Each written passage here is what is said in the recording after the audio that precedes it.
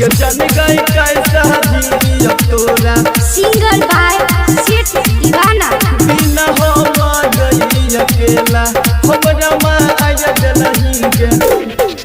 मेहदी रचैला तोरा पर तौसीनुरवा जइबे सजी के ससुरवा हमरा छोड़ी के गई ये जान गई कैसा जी अब तोरा बिना हम गई अकेला हमरा माया जलही गे ये जान गई कैसा जी अब तोरा बिना हम गई अकेला हमरा माया जलही गे ये जान गई कैसा जी अब तोरा सिंगर बाय सेठ दीवाना बिना हम गई अकेला हमरा माया जलही गे हमरा माया जलही गे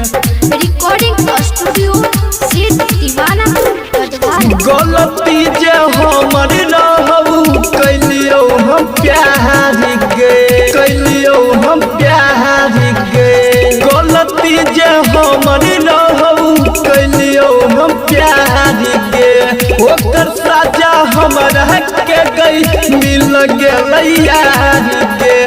मर के कर जबा पर छुरिया गई छुरिया जब हम आना से दुरिया मुँह मार ललही गे ये जान गई कैसा जी अब तोरा बिना हम गई अकेला हमरा मार जलही गे ये जान गई कैसे जी अब तोरा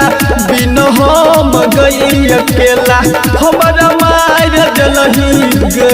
ये जान गई कैसा जी अब तोरा सिंगर बाय सेठ दीवाना बिना हम गई अकेला हमरा माया जलही गे ये जान गई कैसा जी अब तोरा रिकॉर्डिंग स्टूडियो सेठ दीवाना संगे जियै महरे के क्रिया खैला यार गे क्रिया खैला यार गे संगे जियै महरे के क्रिया खैला यार गे पल भर में सपना तू कैला बेकार गे सेठ दीवाना के तू छोड़ी के जन मुँह मोरी के जन तू चल जलही गे ये जान गई कैसा जी अब तोरा बिना हम गई अकेला हमरा माया जलही गे ये जान गई कैसे जी अब तोरा बिना हम गई अकेला हमरा माया जलही गे रिकॉर्डिंग स्टूडियो